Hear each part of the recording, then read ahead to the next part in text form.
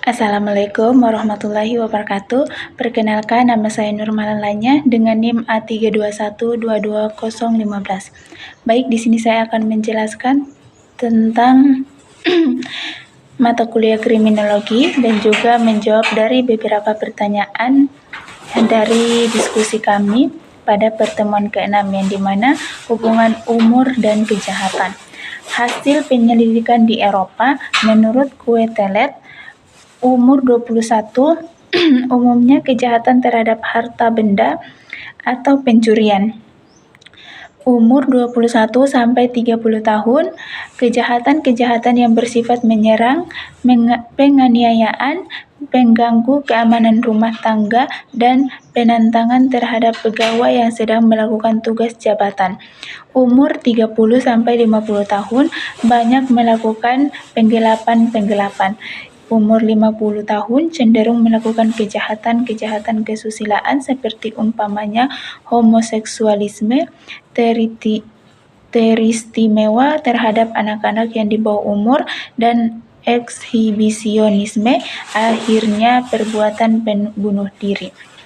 Ketentuan terhadap anak pelaku tindak pidana pada pasal 45 KUHP, anak itu yang dikembalikan kepada orang tua atau walinya dengan tidak dijatuhi pidana atau diserahkan kepada lembaga pendidikan anak nakal untuk memperoleh pendidikan dari negara sampai anak itu berumur 18 tahun. Pada pasal 25, 26, 27 Undang-Undang Nomor 3 Tahun 1997 yang dimana mengembalikan kepada orang tua, wali atau orang tua asuh.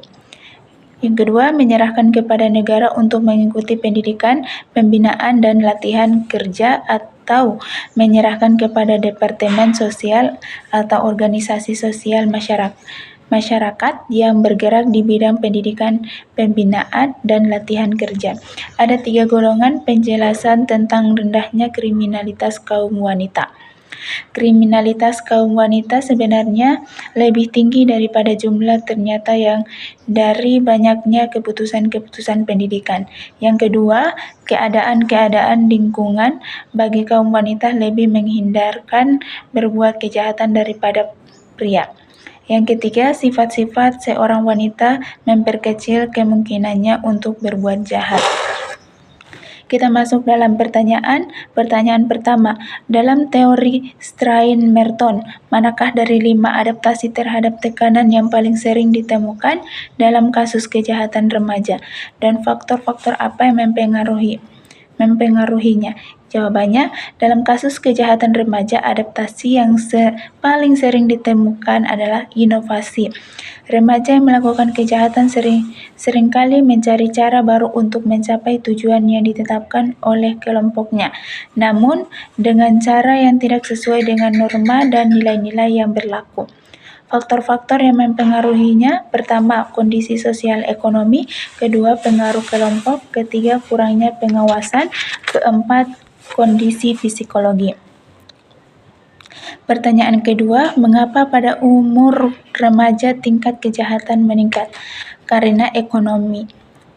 Karena faktor ekonomi, banyak remaja yang hidup dalam kondisi ekonomi yang sulit dan tidak memiliki akses yang memenuhi terhadap pendidikan dan pekerjaan. Hal ini membuat mereka cenderung mencari cara cepat untuk memenuhi kebutuhan hidup mereka. Pertanyaan ketiga, apakah PSK termasuk pada tingkat kejahatan? Jelaskan. PSK atau pekerjaan seks komersial dapat dianggap sebagai bagian dari kejahatan tergantung pada konteks dan hukum yang berlaku di suatu negara dan wilayah.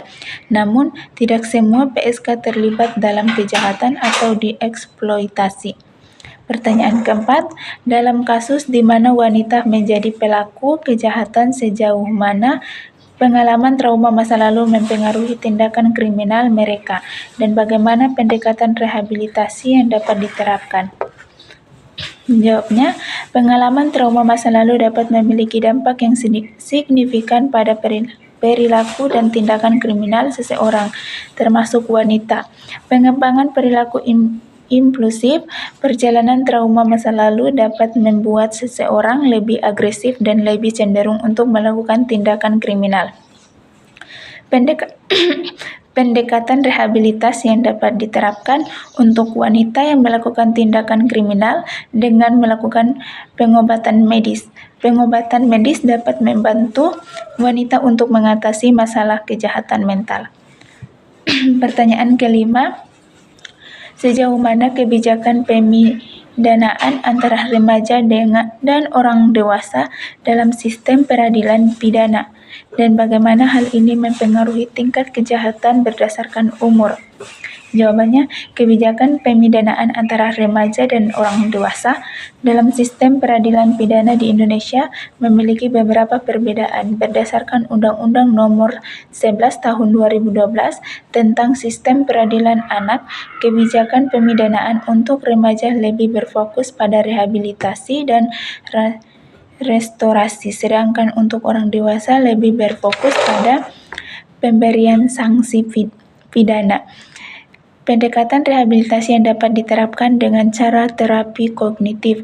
Terapi kognitif ini dapat membantu orang dewasa untuk mengubah pola pikir negatif dan pengembangan pola pikir positif. Pertanyaan keenam, apa yang menyebabkan perempuan dianggap inferior dalam masyarakat patriarkis? Penyebab perempuan dianggap inferior dalam masyarakat patriarkis karena satu, stereotip dan bias gender. Yang kedua, peran gender yang ketat. Yang ketiga, kurangnya akses ke sumber daya ekonomi. Perempuan yang dianggap inferior dalam masyarakat patriarkis karena kombinasi dari faktor sosial, budaya, ekonomi, politik, psikologis, dan agama.